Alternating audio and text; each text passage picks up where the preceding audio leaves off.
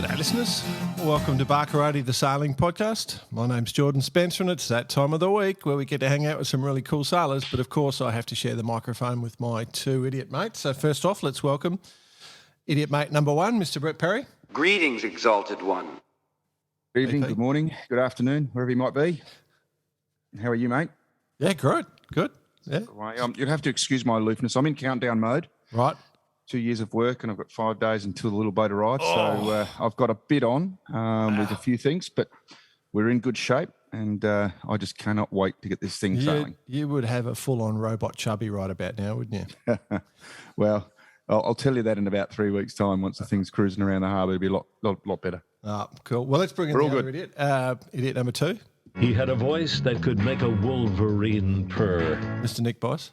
Oh, I was wondering what my intro was going to be, and then I've got you two idiots talking before me. That's why. And I've just got to say, BP, mate, you're almost approaching the vinegar stroke for X2. That's it.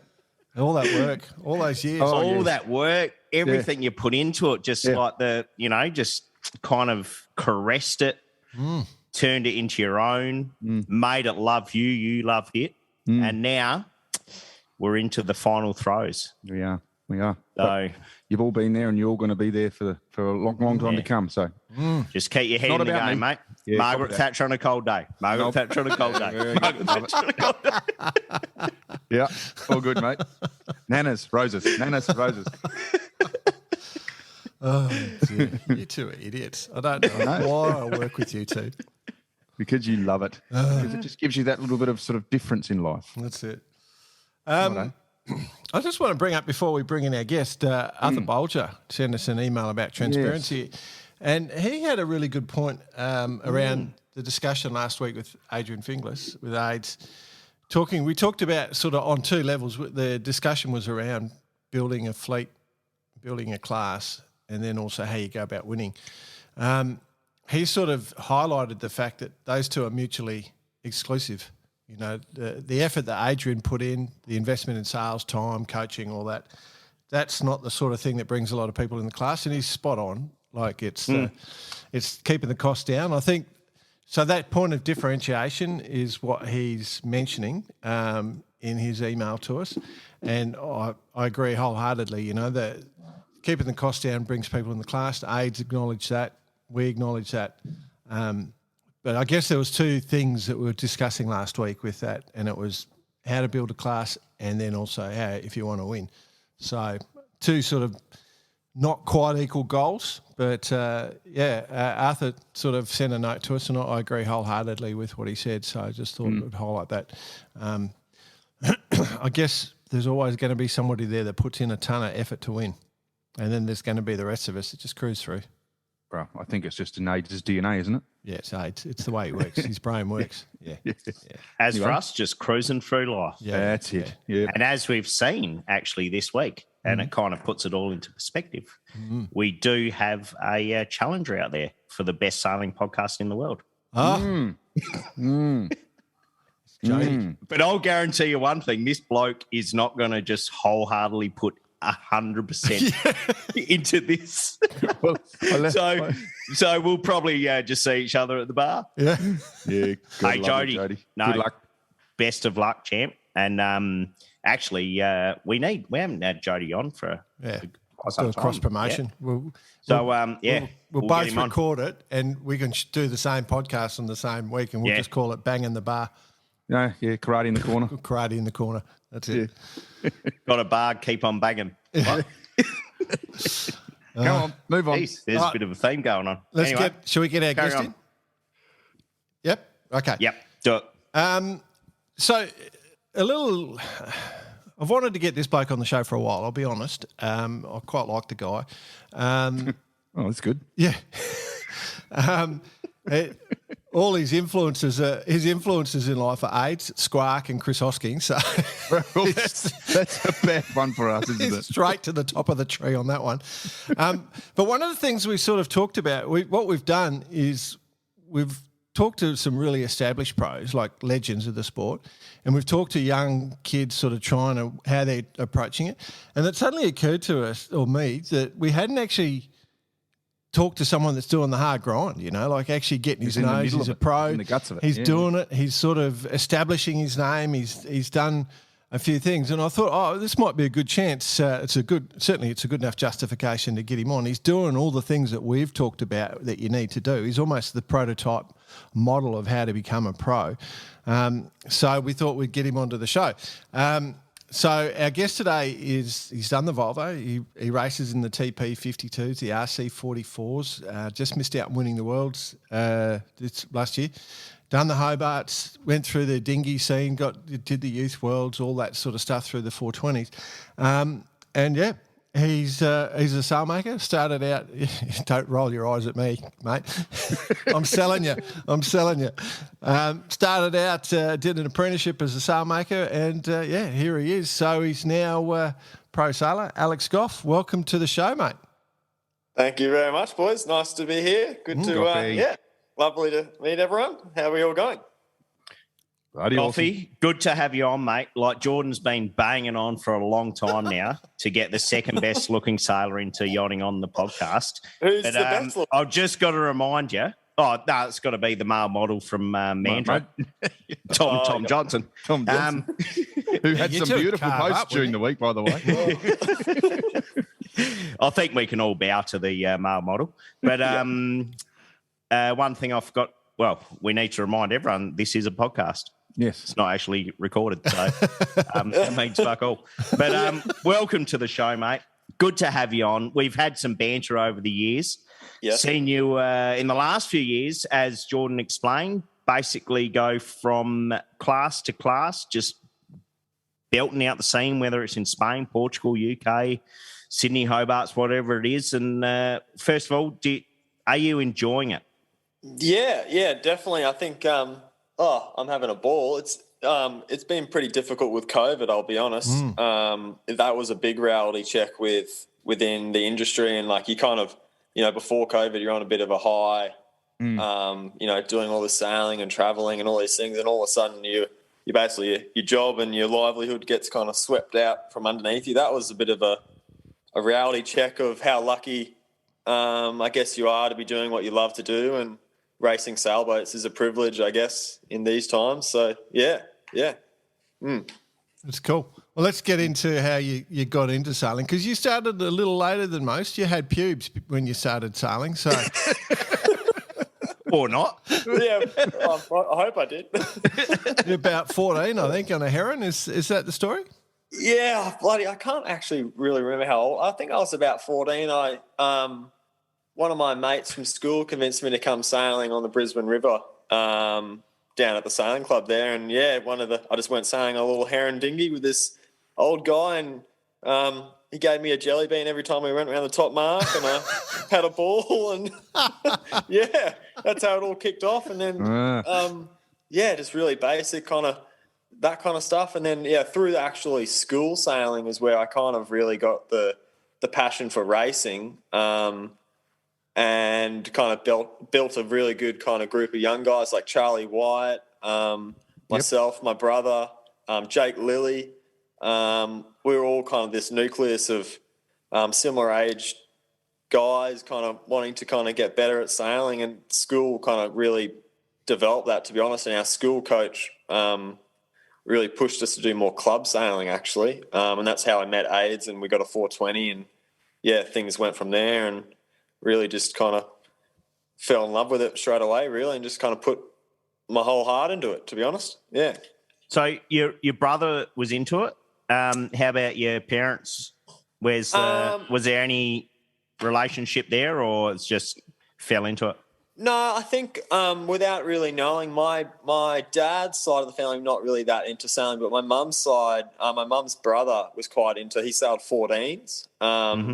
And Mum used to take us sailing lasers here and there on holidays and things like that, just cruising around, nothing really serious, no racing or anything, but just kind of, I've always had a kind of a love with the water, to be honest, like whether it's surfing, sailing, or, just in and around the water has always been a big part of my family and my life. So I think, to be honest, my life was always going to be something to do with the water, and it just happened to be sailing, basically. So, yeah. We actually have that on the run sheet, the water in between Melbourne and Hong Kong, but we'll talk about that later. But, Ocean swimming.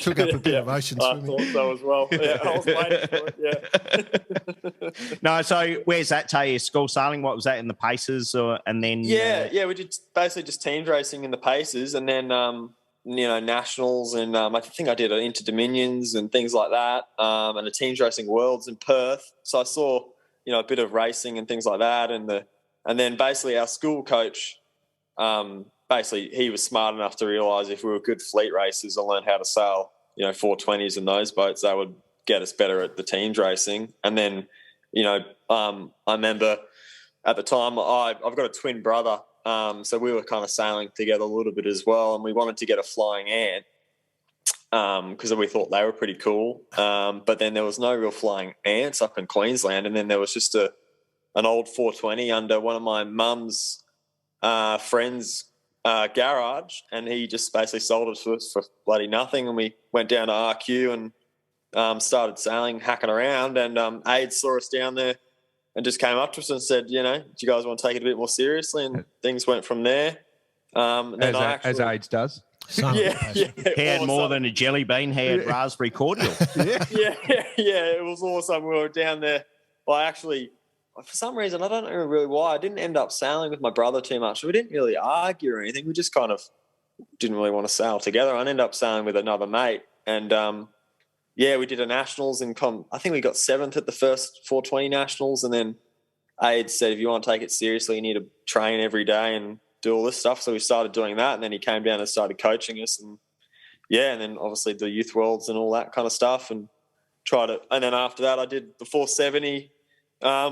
Quickly realised I didn't have any money to do that. So then I thought, I still really love sailing, and I thought wanted to really keep doing it. And then obviously I worked out Squark, I think, had seen me around the club a lot, sailing and things like that. And I remember I was landscaping at the time trying to pay for the 470. And I think AIDS might have, I'm not too sure, but he rang me up asking if I wanted to come and do a trial or something at the loft. And I just said, of course I do. And things led from there, and I started my apprenticeship. Sorry. Yeah. I thought, what was it, Mariah or the Japanese box hedge you were putting in at the loft? I do remember him telling me, I can't pay you the same amount as what a landscaper gets, mate, but I thought it was a good opportunity. And I can pay you in opportunities. Yeah, well, exactly, and that's what it's all about, I think. So I took the opportunity to kind of just on that. How long did it take you to make that decision? Was it instantaneous, or you kind of you just literally one more shovel into the wheelbarrow, and it's like, that's it. I'm done. No, give me a sailmaker's spike. Yeah, I thought I kind of knew that the 470 kind of wasn't. I just had that feeling that it wasn't cut out for me.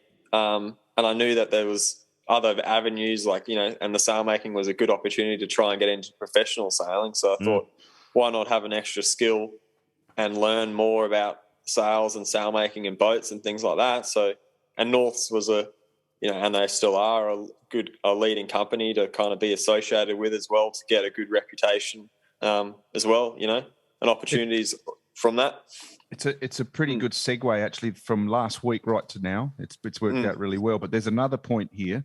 You just mentioned then about going on to sailmaking. We had that email from old Wesley Kneep last week saying exactly the same thing, didn't we, boys? And it's a pathway, and I think that's what we would love to touch on here, because you've done the same thing. You started late, and you now find yourself professional sailing. So that's what people love to hear about. What your steps were. But what your focus was. Don't you worry though, BP. We've got Goughy here, right? He's doing an apprenticeship with Squark and Apprentice. What did they teach you? Well, one thing's for sure, banter.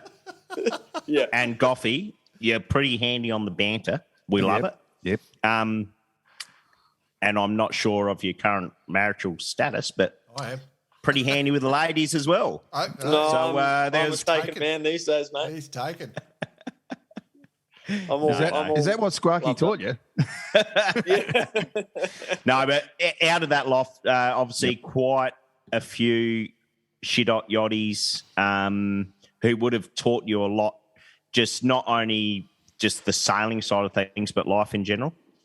Yeah, I mean, it was definitely a different type of apprenticeship with Squark. Well, Vaughan as well is a name I should mention for sure. Vaughan Prentice, he actually taught me how to be a sailmaker, and Squark taught me the other skills, but also they both have obviously good skills in sailmaking, but both of them combined, I got like the life skills off Squark and then the practical knowledge off Vaughany. And skills off Squark. That's a comment. That's a comment to save you. Yeah. Yeah. So it was good. I really enjoyed it. And I mean, we worked pretty hard in the loft and had a good time. And, we'd go to Hammer and we'd all have a really good time. And that's what I think kind of shaped my love for the professional sailing as well. And those kind of things. I had a really good, mentor in a way, even though at the time I didn't really realize it. And I just thought they were giving me shit and, being hard on me. But that's what kind of helped me, along the way. Yeah. And was that so the 470 wasn't you? What was the next step? The big boat or something else? To be honest, I just thought I wanted to just try and do as much sailing as I could on good yachts, with good people. And so I'd try every opportunity to try and make sure I was sailing with good people and like a good team atmosphere and people that would kind of teach me as much as I could. That just basically those type of things. And I always trying to, whenever I got on a boat, I'd just try and do my best and, make a really good first impression and, try, don't be lazy and just really work hard. And that kind of still carries on now as well, I guess. It'll carry on forever. It's just your natural personality, and that's how it rolls. You don't change. Yeah. Really. I mean, we've crapped on about that for quite some time, like with the no dickhead rule, right? And I guess, like you say, you've gone from team to team, and that in itself would have, and I've seen you at your best in the sense of you just carry on, whether it's picking up a broom or picking up a pair of scissors, whatever it is, you just got to get on with it, right? Yeah, I think it's always it's bloody hard to do it all the time. And don't get me wrong, you get times where you're bloody struggling along and you feel like you can't keep going. But for definitely, I think you got to have that mentality of just at all costs, you've just got to do your part for the team, whether that's at that point in time, you might just need to do one little thing or it's a big thing. I think if everyone has that collective attitude, it can really turn into something special and you have this really good culture. And I think that's something I've learned with being in part of successful teams or, just anything really to do with life. As long as you are surrounded by people that have a similar value on what you're doing and putting the same work ethic in, you're going to have success along the line somewhere. It may not happen straight away, but I think eventually it will, I think we probably need to jump into the ocean race because, you've talked pretty positively, but you've probably had some of the most extreme experiences anybody on the water has had. Bicey's had some similar ones. BP's actually had some quite similar ones in a way. Sailing is extreme highs and extreme lows, and I guess you did the ocean race, the one we've just gone with on the Scallywag. How did that opportunity come about? Well, basically, I'd just left Norths, and I'd kind of made the decision that I wanted to do more sailing and kind of get off the floor a little bit more and just kind of really take on the actual pro sailing side of things. And I, at the time, I was. Wade Morgan was also kind of mentoring me as well, so Bubsy. And I kind of messaged him saying, look, I'm trying to find a gig for, the next 12 months or do you have any projects coming up or, want to be a part of something that you've got going on? Because he does some pretty good stuff, obviously. He just built a Kerr 42 in Hong Kong called Black Bazza. And he said, I need a boat captain or someone there on the ground basically to help me run the boat. He said, it's for 12 months. You're going to do the whole Asia circuit. You do all the deliveries, all the racing, you do all the race prep. everything. You're going to live in Hong Kong basically for 12 months. And I said, yeah, sounds bloody good to me. And went and did it. And then through that, obviously, because Whitty was around Hong Kong and that Asia scene quite a bit with the Scallywag, their racing and things like that, I actually met Whitty at an SB20 regatta. It just opened the door, right? We're just being there.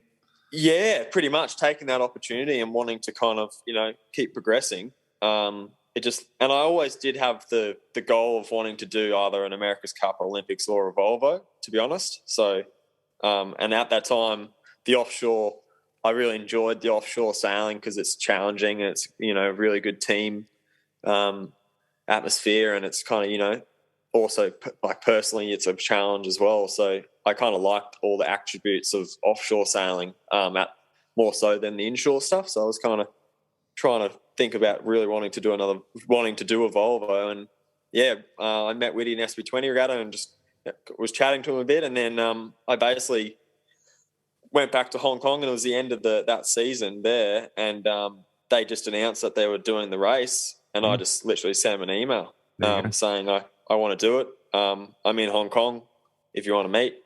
I've got my broom. I'm ready to go. Yeah, pretty much. And That's it. we met in Hong Kong, and that was it. I just agreed to it and wanted to do it. So, and he could see straight away that I, was one of those. I just wanted to do the race so badly that he could see that. Yep. It was value in that. The start of that ocean race was just incredible, because we had all sorts of stuff going on with the Accident Nobel, and with your boat, I think it was Antonio. Who was on your boat?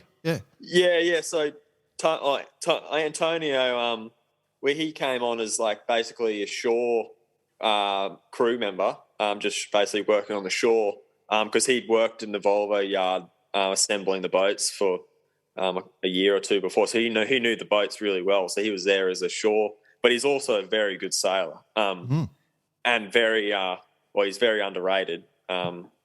So he was there kind of as a backup sailor as well. And anyway, so Axo they had all that bloody stuff going on, and they basically needed someone to do the leg with the certificates and all that. So he basically got the call up literally the morning of the leg. Yeah. He didn't even have any sailing gear. He just took one of the Axo crew bags and walked down the dock and swapped his shirt out. Yeah, literally as he was walking at down. When we were leaving the dock, it was pretty wild. But yeah, and then actually, that's ruined it for me because I always thought he was brought on just for his hairstyle. Yeah, because he's got. Well, again, the second best hair, the best hair being Paulo Mirapuri. That's it. The Portuguese runner. Second best hair in Portugal. 100%. But no, an awesome start of the race. I mean, you guys were quite last minute. You were learning everything basically, until the end of the race, whereas some teams had been on the water for quite some time. I think, but you gave it a pretty good crack at it. Well, didn't you remember, Bossy, you probably that finish into Lisbon, that first leg, was it where it was just everyone just ghosted in? It was just a nightmare. I was out in the TV boat for 94 hours, sitting out there waiting for you guys all to come in. And then I think did you guys run aground or something? Oh yeah, like the full experience, mate. We basically we could hear, we were basically just drifting into the finish, like literally just ghosting in. I remember it. And we were probably 50 metres from the finish line, but the wind was basically just off the shore. So we were trying to get in as close as we could to ghost through. And then we had this final bit where we had to shoot basically. And I remember Halsey being pretty nervous on how close we were. And anyway, we were going so slow, it all happened bloody like in snail's pace, but we basically just touched, but we were stuck. And I remember just going, you've got to be kidding me. We were like 50 metres from the finish line. I remember it. And this is the first leg of the race. That's right. I'm going, is this normal? Like, what the hell's going on? And like we could hear the celebrations in the dock. Yeah. Like at the dock. Like we were that close to the dock. We could hear the discos and everything going off. I'm just going, this is ridiculous. And Halsey's going, it's 5 hours till the tide comes in. We've got a bit on here. And then me and Parko, mostly we were just going, we got to sort this out basically. And we ended up getting the anchor. That's right. And then we're like, we'll chuck it out and try and pull ourselves backwards. Kedge is Kedging. I think Parko swam it out in the end, didn't he? Well, me and Parko. Oh, you were there as well. Together. Yeah. So we ended up tying because we realised it's an anchor and it's going to be pretty heavy. Glad you realised that. Hang on, Yeah, so I'll take it. Yeah. So we thought we better attach a life jacket to it. That's right. We attached one life jacket to it, and then we put it in. That wasn't enough, so we attached two, and then Parko got about halfway out and realised, fuck, it's pretty heavy. So then I jumped in and helped him swim it out, and then we swam back together. And I remember swimming back with Parko, having a laugh, going, "You got to be joking me! How is this? What is this situation we're in? I'm in the water swimming back in the middle of the night off the coast of Lisbon. Trying to finish the race, just going, holy, this escalated quickly." Yeah. I was sitting there about 30 metres away from you, just watching the whole thing, just laughing my head off the whole time. I couldn't believe it. And we got it done. We got across the line in the end. But yeah. But that must have created your passion for swimming in the middle of the ocean, mate. I'm not sure if it created the passion for it. Gave him some experience, let's say. Yeah, maybe some slight normality to it. Yeah. So, let's just, before we get down to that, there was obviously for you doing out of Lisbon into Cape Town, that's when you first start going, oh, hang on, here we go. This is serious because you 3 weeks at sea here. You had some pretty cool people on your boat. And you would have had a pretty good time, I would have thought, on that boat. Yeah, I mean, we had an awesome time. I mean, we were basically all so green. Every experience we were taking on was just kind of, a new kind of thing we were doing. So we never really, everything was exciting and a challenge really. So we just kind of took it as it came. And Parko was outstanding with, helping, all the young guys kind of get up to speed with everything, and what he brought to the team is kind of a professionalism, and that was the level, we kind of strove to, he pushed us along and really kind of drove how we should be and all those kind of things. Cause, without him at the beginning there, we would have, had a bit on, but he definitely helped, he definitely helped me personally, just kind of, know what the level is and that kind of stuff. Would have improved your rugby knowledge too. Yeah, definitely. Yeah, definitely. We used to play a bit of touch rugby on the beach at Lisbon, actually. Oh, okay.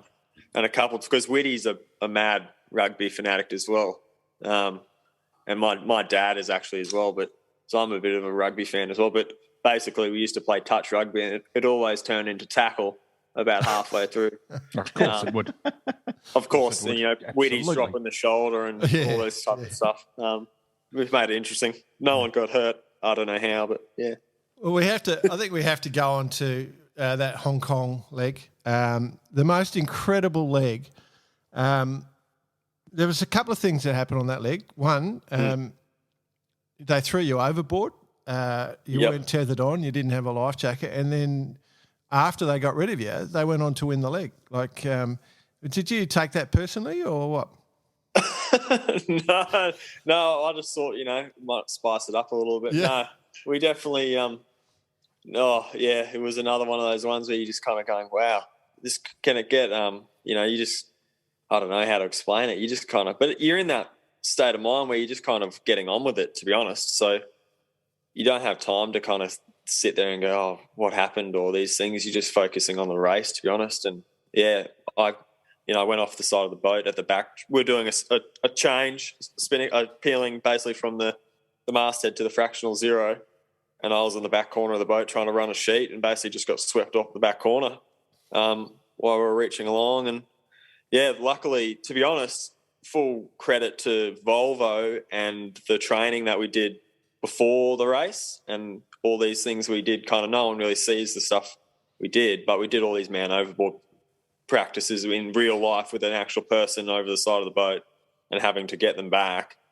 that made a massive difference. I think we did it in 7 minutes. So, full credit to the guys. Basically, it was interesting when I was in the water. When I surfaced, I didn't really have any panic because the boat was basically turned around pointing back at me the whole time. Oh, wow.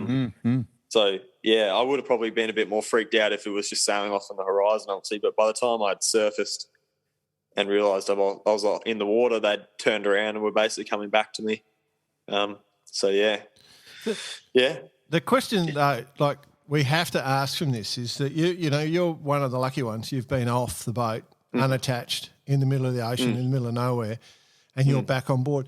Has that taught you something or changed the way you think about the overboard or safety? Does it, if you could talk to the kids out there, like what would you? Yeah, definitely. Like, I mean, I'm way more safety conscious and just little things here and there and just watching out for other people as well, especially the younger guys. Like, I remember after the race I did it was the Brisbane to Hamilton Island, and it was quite windy downwind, and we had some good sailors but all pretty young guys, and I just remember sitting there just picking up on things that I wouldn't have picked up when I was their age, and only through just my experiences able to kind of teach them and kind of see what was happening a bit more before it was going to happen, or all that stuff you just learn through making mistakes yourself and just time, basically.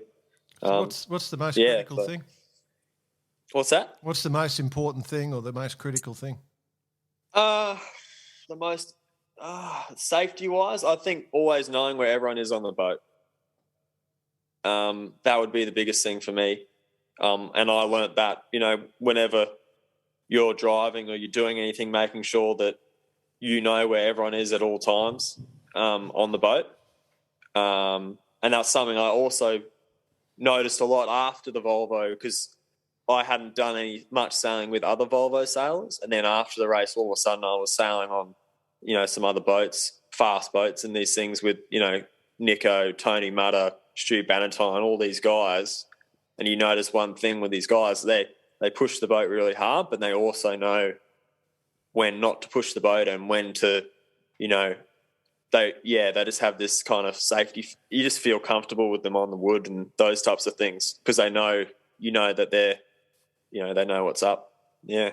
I think one of the big things in this sort of situation is, and probably you learnt it with your experience, is sailing is, relatively mundane. You're sitting there on a boat, you're cruising along, albeit even if you're, on the edge and pushing it hard, you're still sitting on a boat and things are going along. You might be doing 25 or 20 knots, which is great fun. But when it does happen, and I'm talking for Bicey and myself and all the other people who've had an experience, it happens real quick. There's no, and it's like, whoa, okay, now here I am. And that's probably one of the big things that I took out of my experience is that, it's all good and well until that particular moment happens. Yeah, exactly. And I think when you're younger, you are definitely more gung-ho. Oh, for sure. Because you just haven't had the experience. You haven't had the stuff happen where you go, fuck, that was marginal or that was a close call. And I think the biggest thing I would take away and to tell anyone else is there's no need to do that. You don't need to, at the end of the day, it's just a sailing boat and you're just going along. So whether that's if you're going to take an extra 10 minutes to do something, that's fine. Like there's no, safety's kind of the number one thing at the end of the day. Like, I think I was just going to say we have to talk about one other thing before we can get back onto the fun stuff about being a pro. Probably the worst experience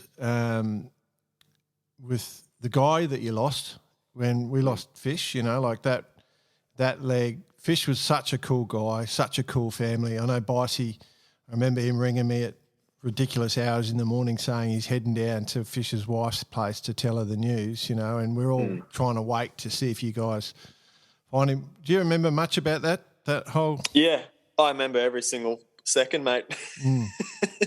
I mean, I was off watch.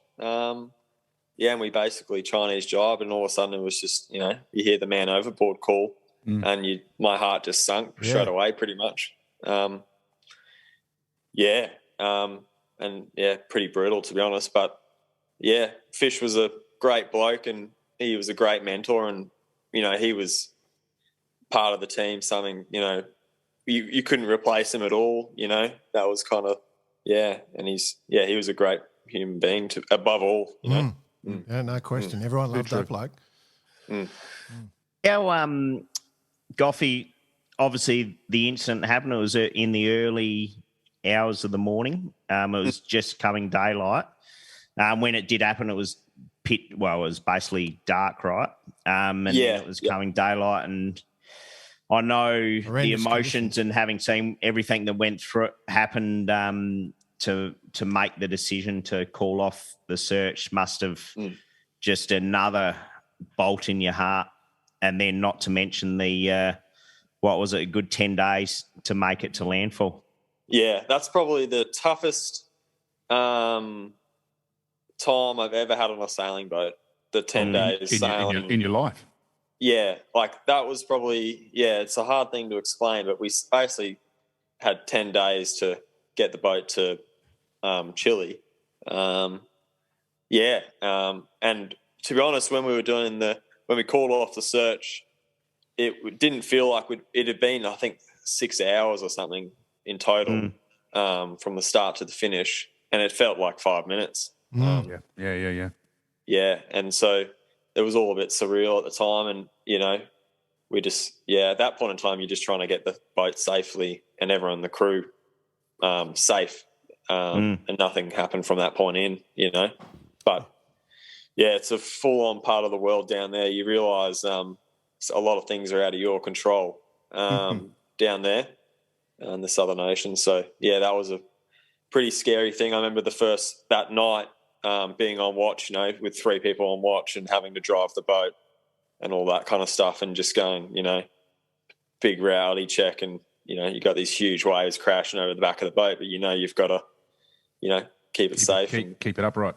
Yep. So it goes from you're racing to just trying to survive, to be honest. So Yeah. Well, it's something you'll never forget, Goughy, and a bond that you'll have with the rest of those guys for forever, really. But and I mean, a race to remember in more ways than one for you guys, because we want to get onto some of the fun stuff.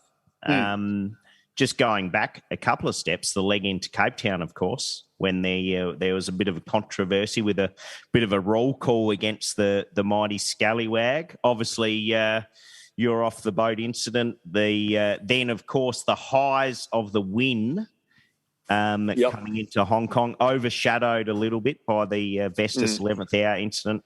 And then, of course, the fish incident. And then the rest of the race itself was just a few... Well, 11th hour, they dropped their stick coming into Brazil, and then it was super close all the way to the end. But a race which no one ever stopped trying. It was full noise the whole way to the finish. Yeah.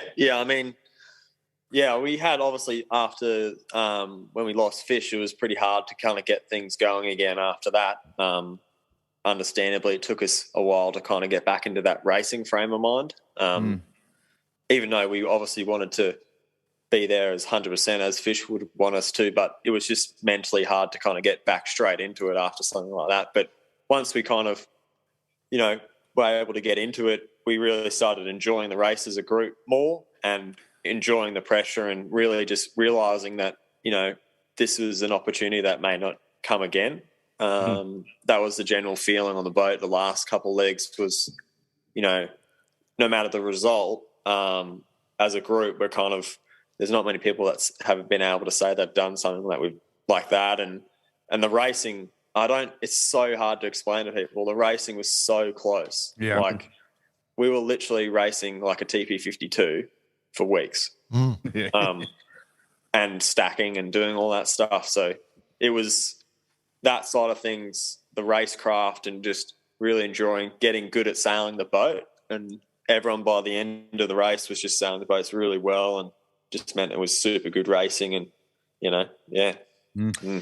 How do you before we get into the other classes, develop relationships with some of the other teams and the other sailors? Has that kind of helped pave your way a little bit in the last couple of years?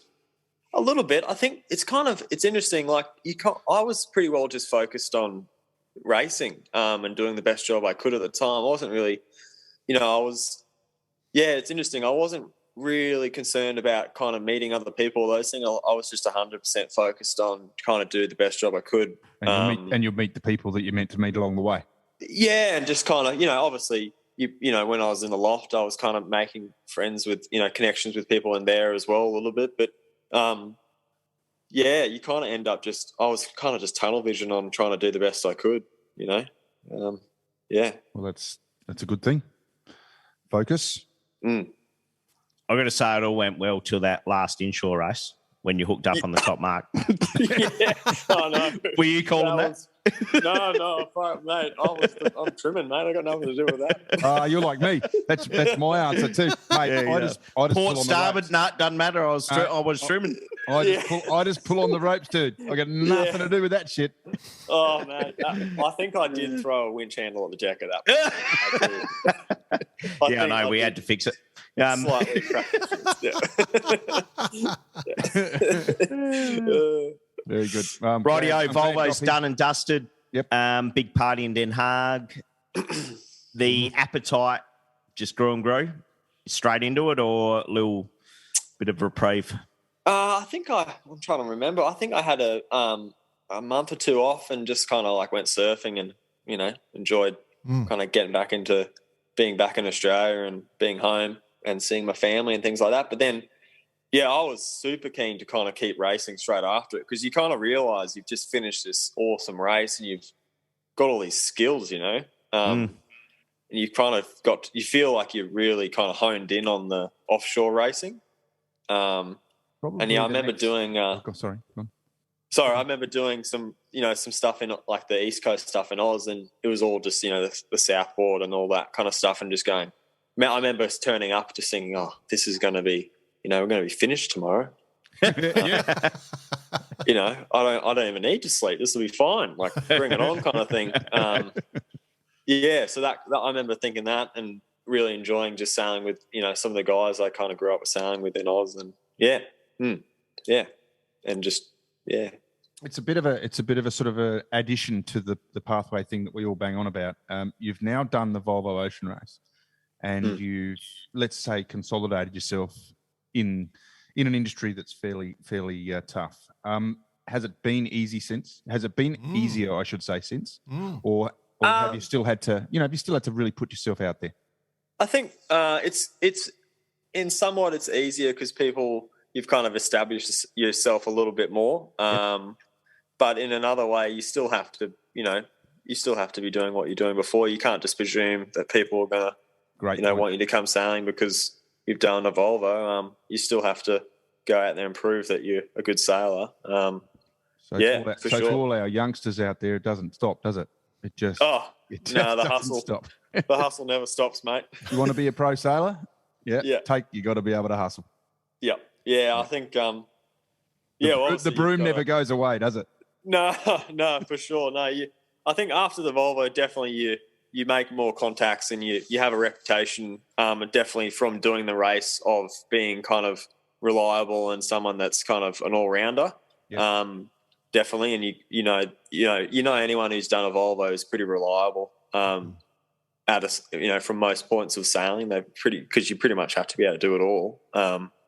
So that kind of brings another added bonus, I guess. Well, it's actually a unique breed now. I mean, if the ocean race has changed so much since the last Volvo, and it's kind of going to open up less opportunities now moving forward.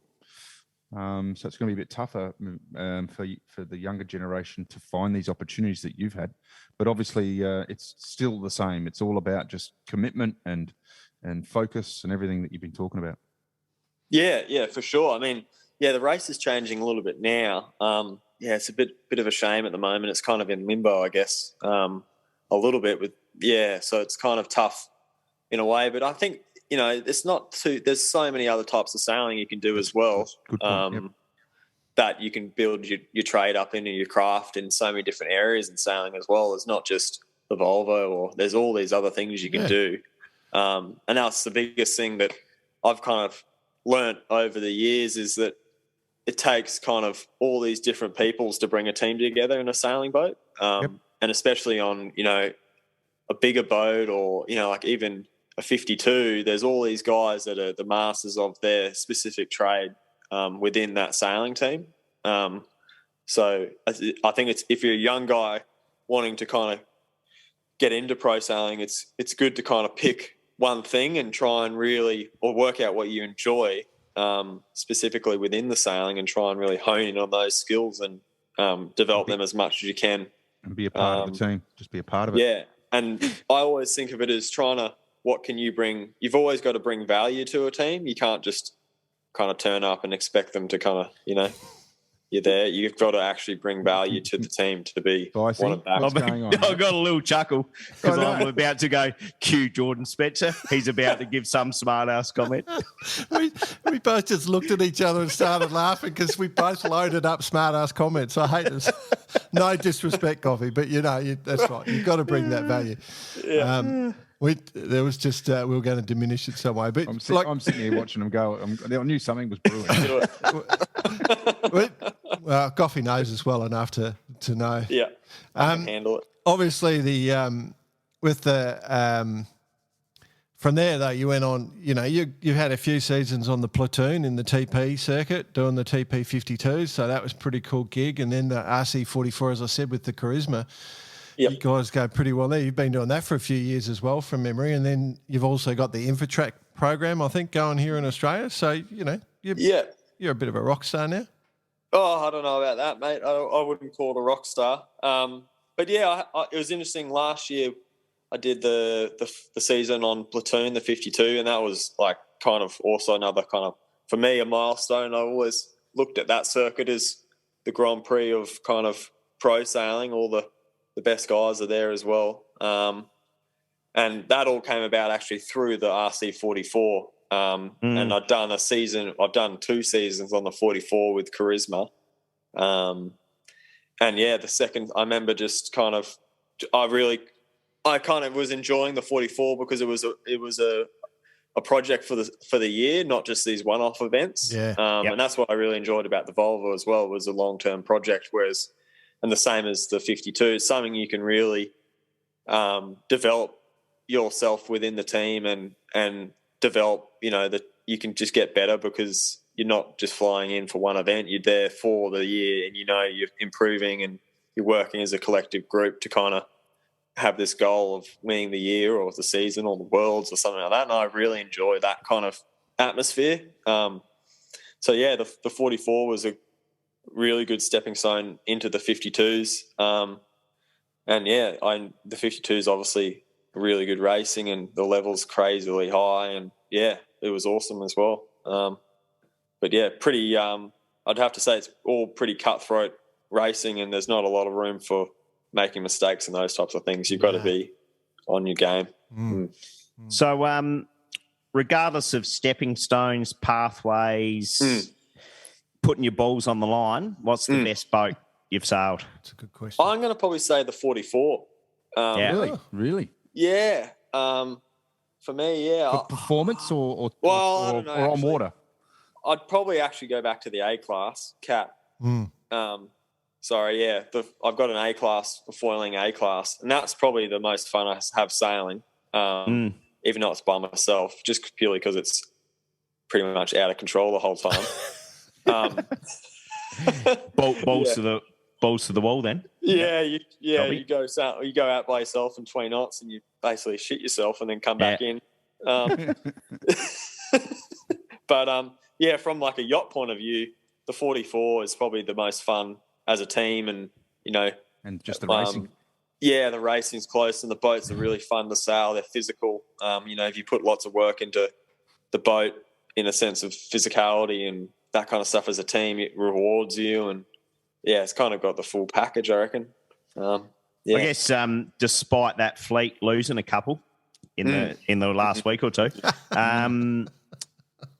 bloody successful though. Yeah. Like you look at who's on those boats, and they are the best of the best, without a doubt. So Yeah.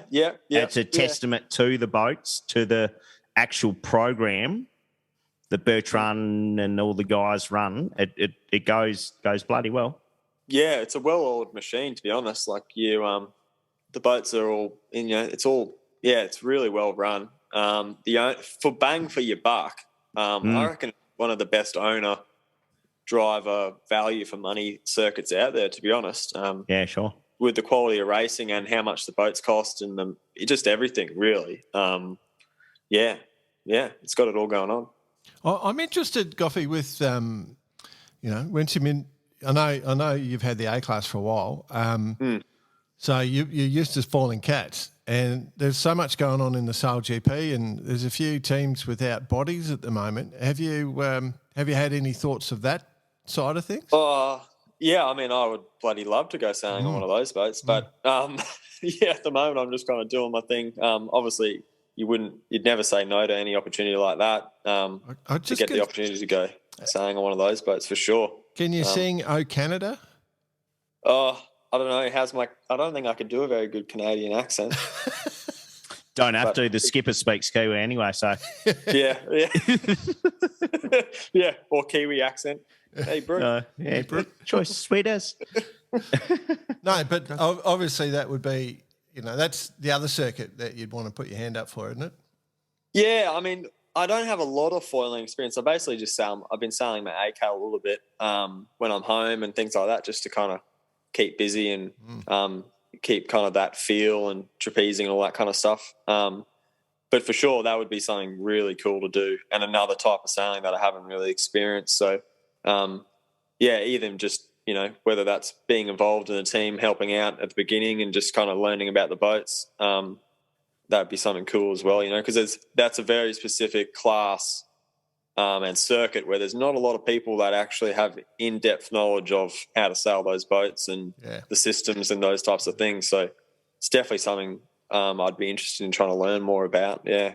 If you want some foil coaching, mate, I've had 3 goes on my wing ding now, so. How's that going for you? Yeah. I haven't managed to control the foil yet, let us say. Yeah, nice. But no, I've got mastery. Imagine the lessons, Bicey. Hey. It's a fun thing. Like when you're, a little 14-year-old in the Heron, like none of this would have even occurred to you though, would it? Like it's amazing how much sailing can give you, and all the travel, and your partners from Japan. So you've got this. Without all this, you wouldn't have had this amazing experiences. Yeah, I mean, it's definitely shaped my entire life. But I think I would have done something. I have this kind of personality trait. It's a bit of a problem where if I do something, I really try and do it to the best of. Sure. I give it my 100%. Sure. Whatever that is. And just so happen to be sailing, I guess. Yeah. Yeah, we're the same with podcasting, mate. We give it 100%. 23% of the time, my friend. Yeah. 23% of the time. So Bicey's question about what the best boat was an interesting one. What about the 18s? You've done a run on the 18s. We've just watched them. Yeah, I did the JJs 2 years ago, I think it was. I did. It was good. I mean, the problem with the it's hard to because they're every Sunday and it's hard to get the consistency to get out there and do it. I mean, I got a couple offers to do some days when I've been in Sydney, but I just kind of I kind of just thought I'd have the day off, to be honest, because I hadn't needed a bit of a break. But they're cool boats. I know I've been living with Charlie White, Chaz, so I've been kind of helping the guys a little bit and Charlie out a little bit as well, just on the sly a little bit. But they're awesome. They're good fun boats. Did you win any money this week on the JJs? No, I kind of didn't. I kind of was just forgot about it all. I should have put some money down on. Well, I was going for Tech too. Oh, yeah. Well, Ando would have been pretty short odds. You couldn't make any money, could you? No. Good. Yeah, had a bit on there. Yeah, Put no, $100 on and and come obviously back with 95. But hang on, I won. Yeah, no, no. He was, you've done a few sea miles with Jack McCartney as well, so that obviously would have influenced the Tech 2 bet. But yeah. Well, it's funny you mentioned Jacko because we kind of. It's interesting how it's such a small world it all is because basically Jacko came and did the last 2 legs on the Volvo. And then we did some sailing on the 100 after the race as well, a transatlantic. And I remember Charlie, because we grew up basically sailing together, and he's a bit younger than me, was kind of always, he basically was trying to be a pro sailor as well and get into all the stuff. And I remember him going, how do I get in? And I said, look, he wanted to, now. and I just said, look, go down to. I remember messaging Ben Piggott, the boat captain off Scallywag, and I told Charlie to go down there and just front up basically and just offer your services. And Chaz went down there and then ended up sailing on the 18. And then another guy, Louis, the bowman, is from the same sailing scene up in Brisbane. And it's all just such a small world. It's crazy. We're all kind of, I thought you were going to send him down there with some landscaping tips. While I'm down here, the Mariah or the Japanese box hedge would actually look pretty good around this joint. Yeah, you need to. If you want to tissy up your container a little bit, boys. Love it. I assume you've just got a Japanese box hedge out the front of your house, Bitey. Is that how you know that? Oh, no, I'm pretty into my plants, my fauna. Oh, yeah. Yeah. Flora and fauna. It's one of my things. Yeah. I will say for the listeners overseas, if you were going to be a landscaper in any place in the world, the last place you do it's Queensland because you just sweat like a pig.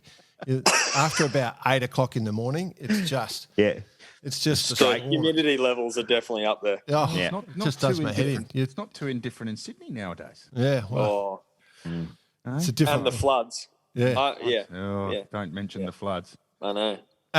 We're sort of near the end of our time, mate. I do want to ask before we sort of sign off, what's the plan for the rest of the year? Like we're in 22. Is things freeing up with COVID, or now what's going on? Is there much happening or not? Yeah, I mean, there's heaps going on. Basically, it's all kind of I'd say it's pretty well back to normal in a sense because you can travel now in and out without doing the quarantining. So. I mean, the plans for the rest of the year, I've got, in the coming weeks at the moment, I just finished that MC38 regatta, and we've been working, getting the Law Connect 100 ready for the Pittwater to Coffs race. Mm-hmm. So that's in, I think, 3 weeks roughly. So we're pretty... Remind me. Yeah, we've been down there working pretty hard to get that. We've done a couple changes to the boat to try and make it a bit lighter. And then just some work after the Hobart to get things kind of ready again to do that next race. So that's been really good to get the boat out. Because normally she's a good old boat. Yeah, it's a great boat. I mean, we generally... Absolutely. Probably one of the best boats ever built, as a matter of fact. Well... Now that it has a J24 strapped to its bow as a bowsprit as well. Yeah, the bowsprit's massive. It's ridiculous. And what else is going on? I'm basically, and then, between then and now, there's some 52 stuff in Sydney. I'm going to do some sailing on the Matador. So that'll be good up in Newcastle, I think, next weekend. There's a regatta. What else is going on? The Gladstone's coming up, so I'll probably... I've been talking to Warro, so on the Stefan Racing. The fluoro bite, dye your hair pink. Is that what's going on or what? Yeah, I might have to go to the hairdresser and get the pink haircut. A little word of advice. If you end up being cock of the day, back in the day, Warro used to make you wear a pink shirt, but just get cock of the day because you get to wear a white one. Yeah, it's the reverse. What else? And then it's kind of a bit of a gap for a little bit, and then probably do some stuff over in Europe on. There's a regatta on one of the 65s, the Mercury Foundation. So in Portugal, do some sailing there, and then also on the J class Valshita. It's the dream. Well, you're rolling the dream. Yeah, I was supposed to go and do the 600. and some other racing as well. But I bloody had a problem with my American visa, so that put a halt on that. So I've ended up just basically staying here for this duration. But that's all good. Yeah. That's cool. Good. Very cool. Excellent. Goughy, quite the insight, I must say, as into the life of the common day pro. The common day pro. the everyday professional sailor. Yeah, I like it. I feel like that undersells you a bit, Bud, the way you said that. Do you want to just object to that at all, or are you happy with that? No, I'm all about there's lots of guys going around that are doing the hard yakka and the underrated jobs, but they're just as important as those, the superstars. Without the guys doing all the underground work, that wouldn't happen, So, yeah. No, well said. And by all means, that did not mean to take anything away from what you're doing, who you're going to be, because we all know that it's all baby steps and then ready to launch. Thanks, Bossy. Hey, nothing like a bit of mentorship on the bar karate. I did, yeah. By the way, that wasn't mentorship. Anyway, all right, mate. All good. Thanks, Goughy. Good to see you, man. Yeah, great to hang out, Thanks mate. Bloody thanks oath. for having me on. Thank you very much. Cheers, mate. Cheers. See ya.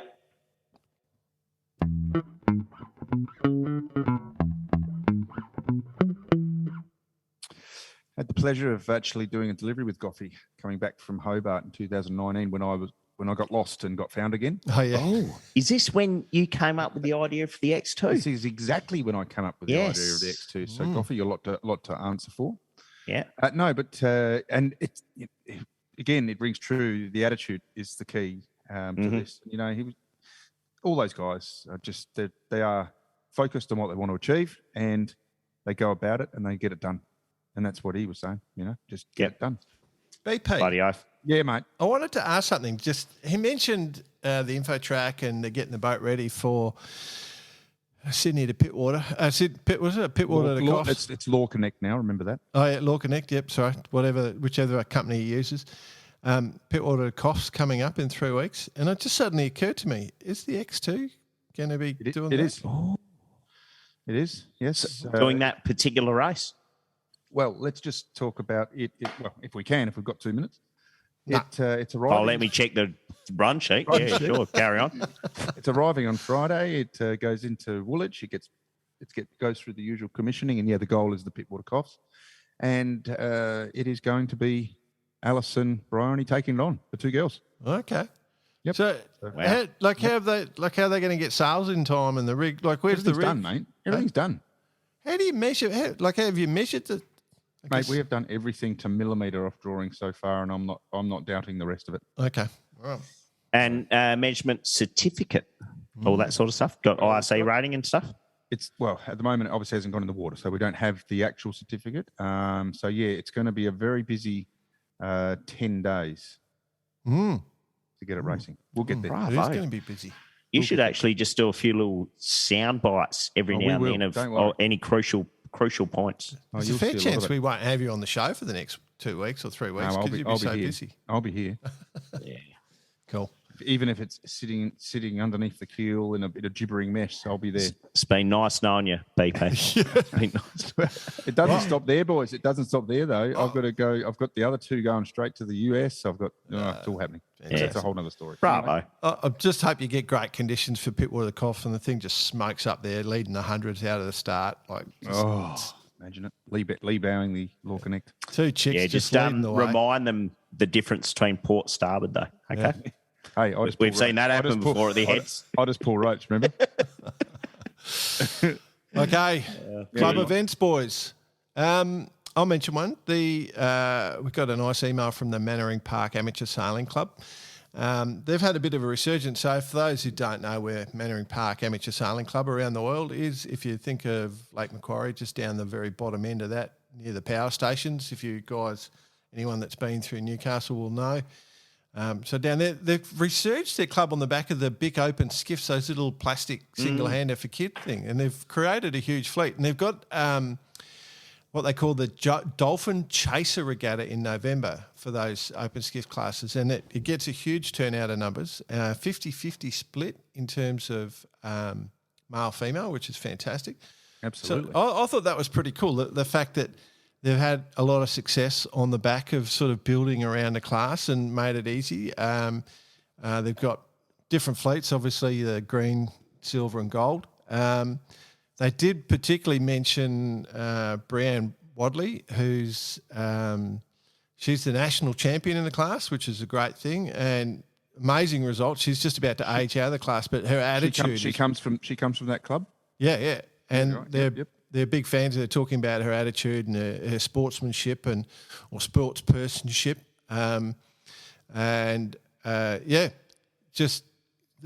was just trying to remember. There was like after the racing, she sort of goes back out and sails in the back of the mark sailors and just sails alongside with them and just helps them come into the finish and stuff like that. So I think Awesome.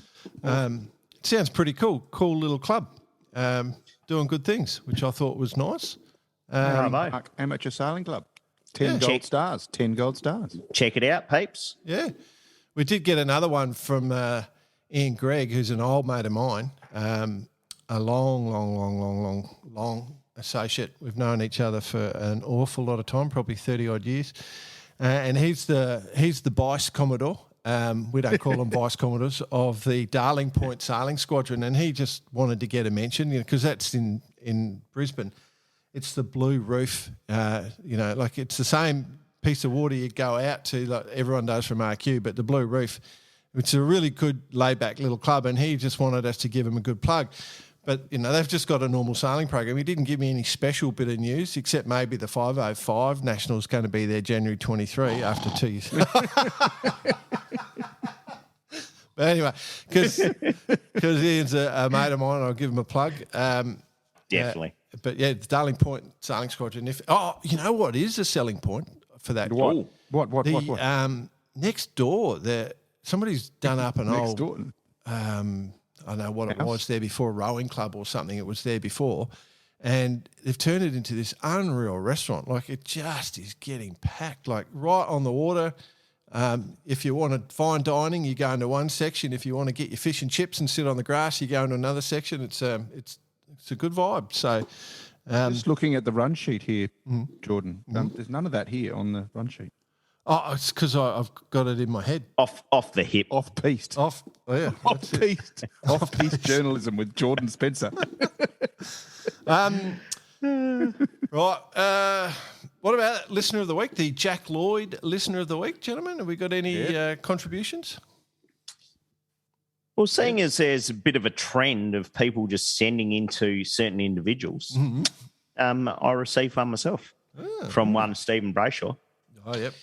Just listening to the podcast. Oh, Can you good. please pull up Jordan when he next refers to the 505 as a fast boat? No glorified bathtub is ever going to be a fast boat. Steve, you're not going to win Listener of the Week. No, you're not, mate. And we're probably going to edit that whole statement out. But good for the banter, though. I love it. Good banter. So as you just said then, Bicey, that you seem to be getting these personal ones. I don't know. This happened to me also, and I think that might have been a bingo moment. Yeah, it was, BP. It was a full bingo moment. And that's quite appropriate because Sean Wagner, our mate who's going for Listener of the Year, has sort of caught onto the fact that there's a Republican bill in the US that would allow US citizens to seize Russian yachts. Now, we're going to talk about this later. Yep. Sorry, Jay, but this has actually come into me personally. He goes on to mention that if it passed, we're going to go off and do this, and he selected his boat. She's a beauty. Oof. Looks like a good solid near $1 billion worth of boat. But I mentioned back to him, this is a good way. Well, I said this is shaping up to be a good way to get beer around the world. Oh, and he's come back to me and he goes, I like it. I'm in. Yeah. I'll have a word to Sleepy Joe, see what we can do. He goes, so if the US passes this, I'll guess it put a whole new meaning to pursuit races. So there we go. So he's ready to go. We've got our new beer the beer barge, we'll call it. Mode, the beer barges. So we're going to select our boat. So Sean, you're really putting your number in there for Listener of the Year again. Yeah, bravo. We got a bit of harassment from Tristan Beatty, just mentioning that lots of positive stuff at the start, but then he just said that no one mentioned the Melbourne to Hobart. Ocean Racing Club of Victoria does all this great work. There's some great people there. You know, the Melbourne to Hobart, they go across the paddock into the Southern Ocean and a jibe and up towards the Blinky Bill. And not a mention this year. We hear about the M11s, we hear about the VX. Very cool. He's got a solution for the Etchels. Give them a blue pill. Give everyone a blue pill and harden up. I'm behind that one, 100%. Good one. And then, Well, the one's not in Model 11s, just to extend a little further.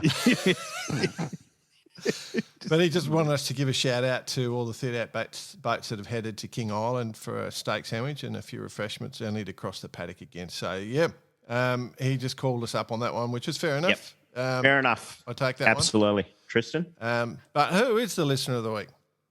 I don't know. I'll leave it up to you, Jordan. We've got one more. Have we? One more. One more nomination. Okay. Yes. Sam Newton. Oh, Sammy Newton. Yep. So it was his birthday this week. He's done. He was sick during the JJs.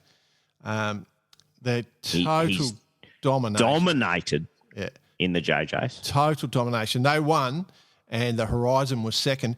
Well, they had to drop a second. Yeah, I know. It's crazy, isn't it? And then we were having some midweek banter. I sent him a note saying, mate, after I think 4 or 5 wins, I sent him a note in a row. I just said, mate, you guys are on fire, and he's just come back with the whole, long way to go. Nothing's given. Yeah. And I just exactly. Jesus. Turn it up. With 6 bullets, yeah. Bloody hell. I would have much preferred. Well, we could take Listener of the Week away for this one. For him to say, absolutely, you're bloody right, Jordan. We are dominating, and we're going to give him a solid licking tomorrow. That's the way it should be. That's exactly the way it should be. Yeah. I agree with you. We might actually get Conor McGregor on one day. Yeah. Just to really talk the banter up. That's right. That's right. You never heard Muhammad Ali talking himself down, never going the humble approach, No, that's right. I'm not quite the best in the world yet, but I'm getting there. Yeah. Anyway, I'm throwing it out for Sammy. Anyone disagreeing? I think just after their performance was just... No, I think combined with the total domination that they gave in the JHAs, recent guest, obviously, happy birthday, sorry about the sickness, complete domination, Listener of the Week. Yeah, 9 points they scored for a 9-race series, I think it was, 9-race Not series. bad. Yeah, Not bad. Tech 2 was second, Jack McCartney's boat, 24 points, and then the Rag and Famish, Harry Price and his crew. Joshy McKnight. Yeah, Bravo. Harry Hall. Pretty good effort by On the young 37, fellas. and then another Barker guest on the Noak sailing with Sean Langman. Yes. Yeah. Actually, had a great race. I managed to actually tune into that entire race and pulled off a victory. That was a really cool manoeuvre he did too. So that was good fun. So good sailing. What, winning? Yeah, Winning a race? yeah. Just That was a good manoeuvre. just did a really nice one leg. He just got it in one leg and nailed it. And just the old top mark first and then extend program. You know that one. yeah. Yeah, sailing, Get out in front and increase your lead. yeah, sailing's easy. Sailing is easy. That's right. Just like golf. Yeah, except when it's not. Anyway, good work in the JJs. Good fun watching. Yeah, it was. I hope everyone enjoyed that. We did give it a bit of a plug. So Yeah.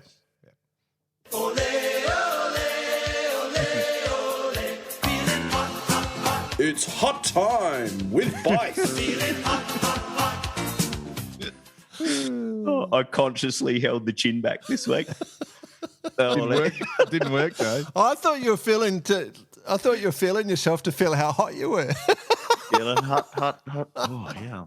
I'm a little... I was just laughing as usual. little hot tuckered. Little bit different this... Oh, kind of the same but different. That old chestnut. It's going to extend itself into a much bigger conversation, but we're going to kick it off with a who am I, gents? As I've kind of been getting used to banging these ones out. So, Jordan, actually, from memory, you might remember this in hospital. I was born 15th February 1874. I died 5th of Jan 1922. I know who it is. I think we all know who it is. Keep going. I was born in Kilkea, Ireland. I moved to London when I was 10. My first experience as an explorer was when I was 25, or anything notable for that matter. After the race to the South Pole ended in 1911, I turned my attention to crossing of Antarctica from sea to sea via the pole. Port. That's my buzzer. He's called it. All right, let me finish. Oh. Only got one more. Disaster struck when my ship became stuck in the ice and was crushed before the shore parties could be landed. And finally, this week, after 107 years, my ship, the Endurance, was found. Who am I? Well, of course, you're Shackleton. Ernest Shackleton, yeah. Ernest Shackleton, absolutely. What a story. Guys, the reason I bring this up is, speaking of domination earlier about Sam and the JJs, but total domination of the news headlines this week. And it is related. There's a few powers down there as part of this expedition, but unbelievable what has just transpired in Antarctica after 107 years. Yeah. You know what blew me away? Yep. Just the condition of the thing. Amazing, wasn't it? Oh, Jordan, I know you're a bit of a fan of Ernest and his ways, Ernie, as we call him, Shacko. Talk us through this. This is no small feat. What's just happened? Not to mention just the mystery that's been shrouded around this for 107 years. So the boat was the Endurance, and they were sailing down, as you said, to Antarctica, and they got trapped in the ice. They got trapped in an ice flow, and which is not uncommon back in those days. So 1915, I think it was, when it happened. From memory. And just from the newspaper reports. No, it's one of the great stories of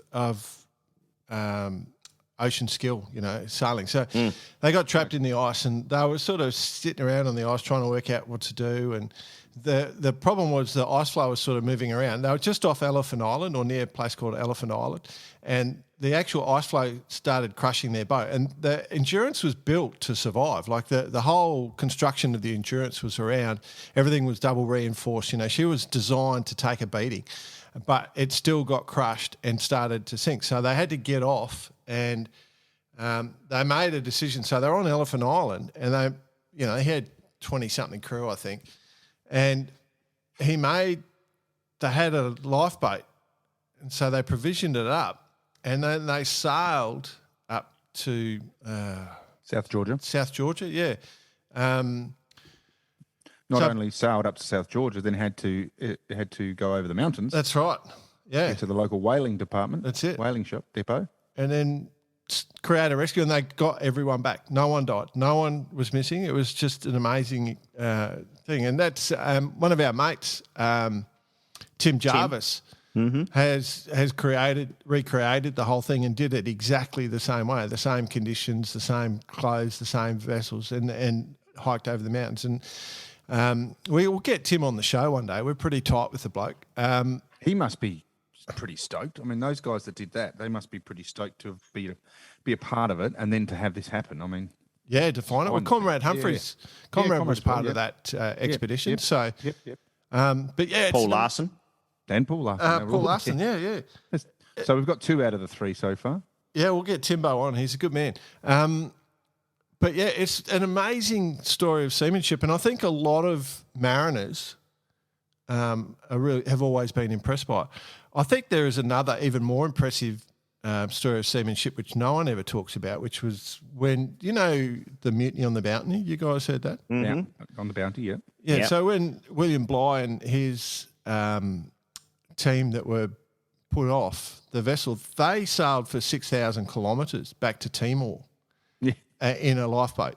Not in the same sort of conditions as, like if you look where South Georgia is in Elephant Island, it's just, it's further south than Cape Horn. It's basically down. It's tough ocean. But so sailing towards Timor is probably a bit easier, but surviving, it's just, these guys are incredible. Like, there's no way I could do any of that stuff. I'm just blown away. And to find the vessel. It's all relative, Jay. Being out in the heat and exposure, it's all exposure. Amazing, mate. Amazing what these people. So gents, out of this, I've got one comment, one question. Mm-hmm. comment being, I was kind of keeping updated. Our friend James Blake, son of Sir Peter, was down as part of this and part of the team that was looking for it. And I was seeing his posts every day on the book, where my main source of media comes from. I reckon he dragged it out. They dragged it out. 5 days to go, we have not found it. 4 days to go, we're getting closer. 3 days, it was like a countdown. Yeah, it's like, and I was, and then we found it on unbelievably, the last day. they found it on the last day. Who'd have thought? Before the ice came in. It was well played. Played. There's definitely a media team involved. They've done well. No, but in all honesty, to see the footage of that, and like you mentioned, BP, to see it down on the sea floor, what's that, 10,000 feet? 3,000 metres 3,000 below 3,000 metres, below sea level. The thing that I Phenomenal. want to ask, okay, it's been there for 107 years. The water is obviously so cold and so pristine down there, like pollutants and currents and all that sort of stuff. It's obviously not moving. There's obviously no current down there. Is it going to stay there? I mean, because we're not going to. They've said they're not bringing it up. Oh, for how long? No, sure. Is it going to stay there forever? Because the condition of it after 107 years is damn phenomenal. Does the opposite to cold weather to normal wood, but this one is well preserved. So done very well. Leads me to the question. Is this something you'd like to be part of, gents? Bit of finding exploration, adventure, those sorts of things. Just a little step away from the full racing scene. Is this something that interests you? Can I come in here first, Joe? Yeah, mate.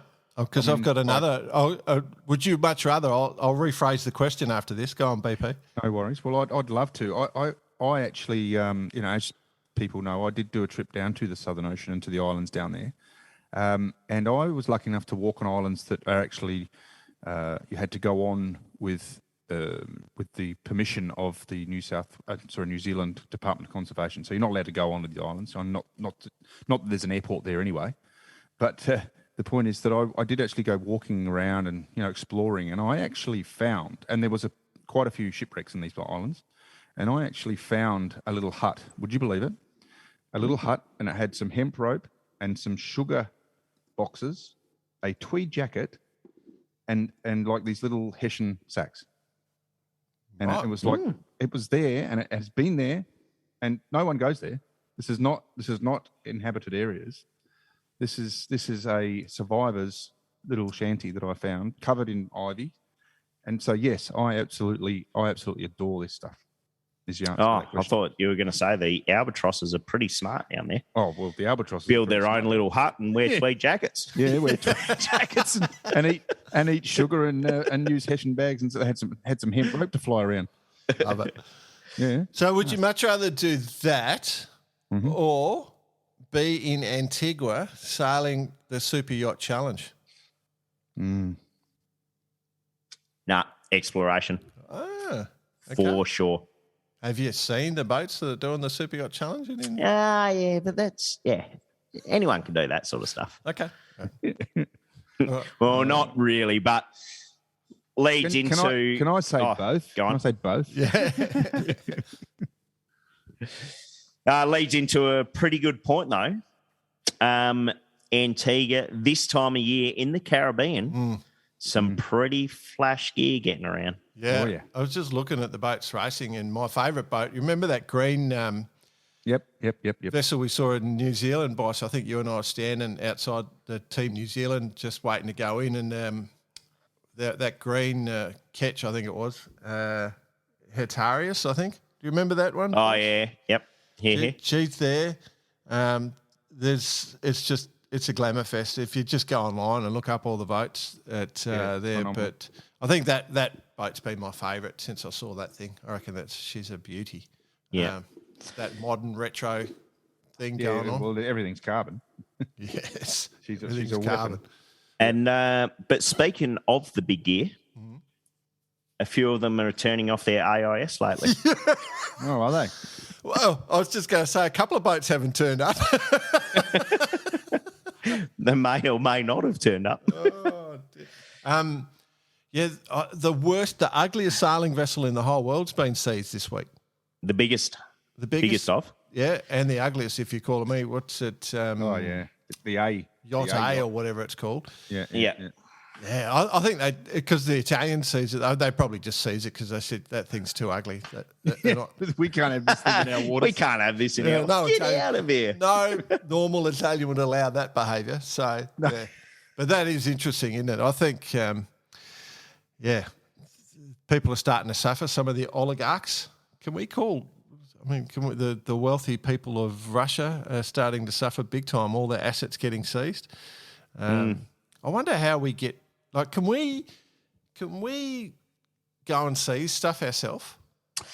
So, funny you should ask this, Jordan. It's gone through my mind just recently. Like, how does the Guardia bloody Italian policia, do they just get the word, by the way, just walk down to Yacht A, knock on the door, we're seizing your vessel. Pretty much.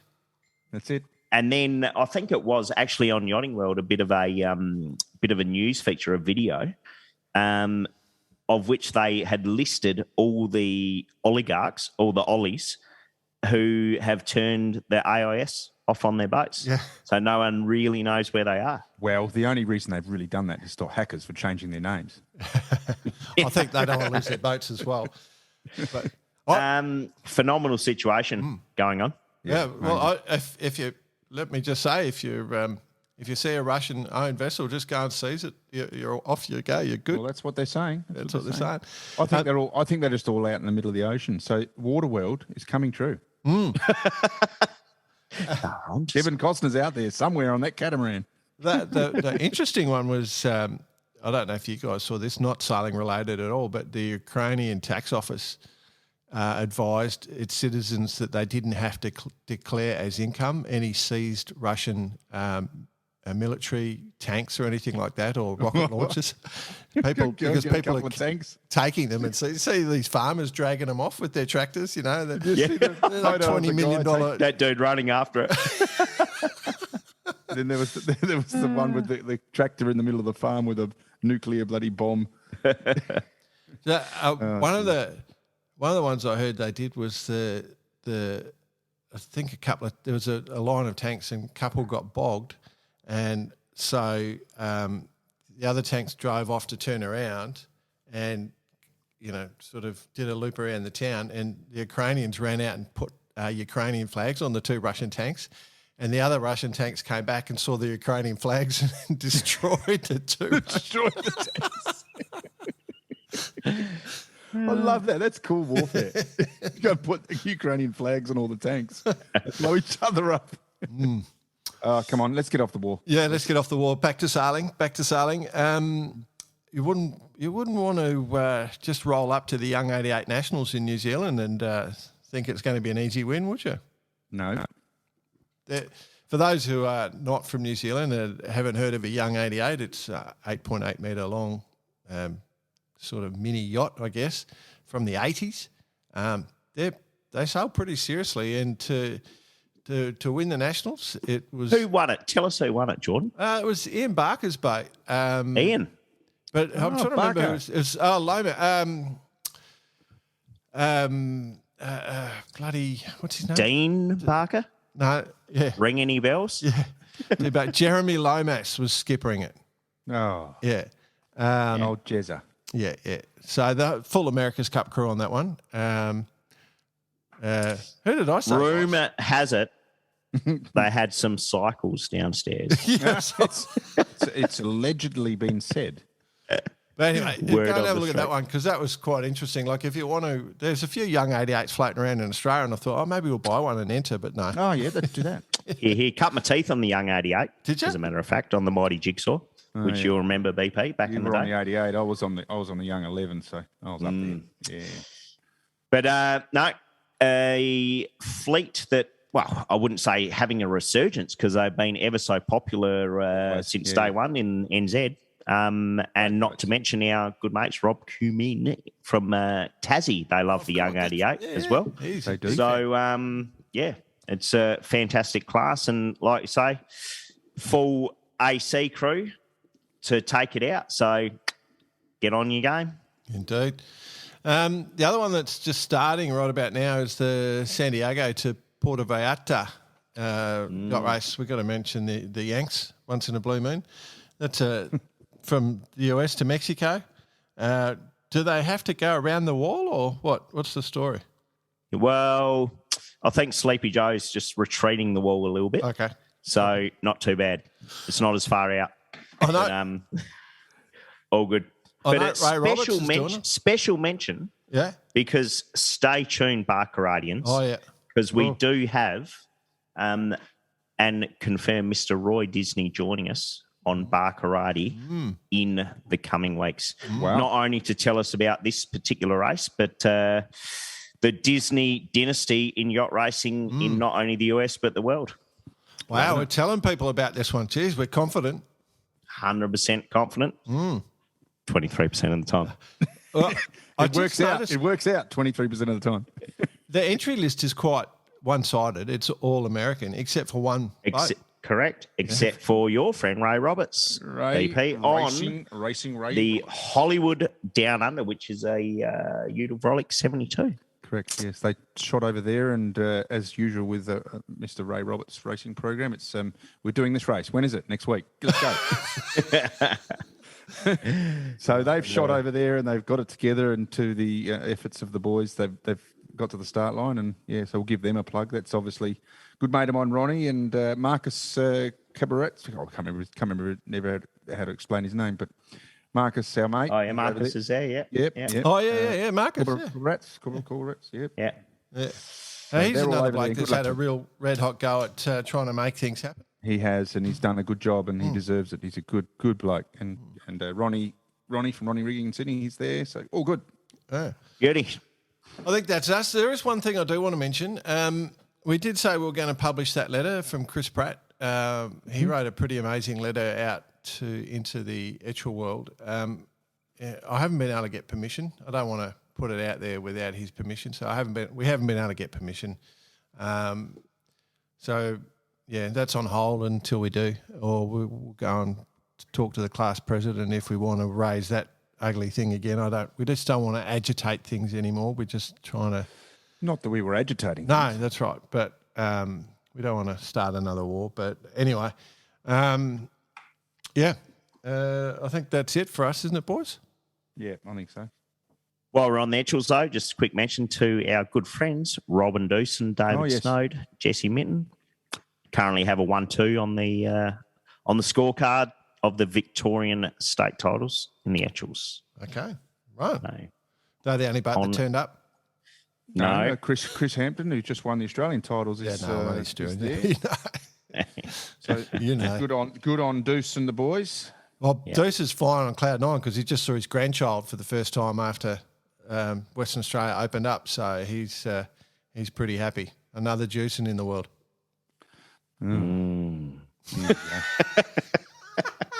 Are we really going to be able to handle it? Good. Rightio. Okay. Get out the guitar. Yep. BP. Ready to rock. See everyone. Thanks for listening.